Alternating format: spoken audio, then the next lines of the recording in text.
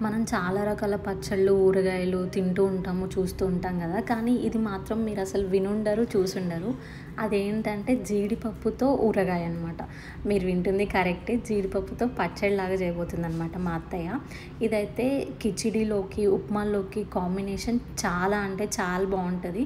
And మనం ఎప్పుడంటే అప్పుడు ఇట్లా ఫ్రెష్‌గా ఉండడానికి ఎప్పుడంటే అప్పుడు 2 మినిట్స్‌లో చేసుకోవచ్చనమాట. చాలా ఈజీగా అయిపోతది. అండ్ ప్రొసీజర్ గూడా చాలా సింపుల్ అండ్ దీనికి ఇంగ్రీడియెంట్స్ కూడా ఎక్కువ అవసరమేమి ఉండదనమాట. సో, చూడండి మీరు గూడా. అండ్ మీలో ఎంతమందికి ఇది ముందే తెలుసు అది గూడా చెప్పండి.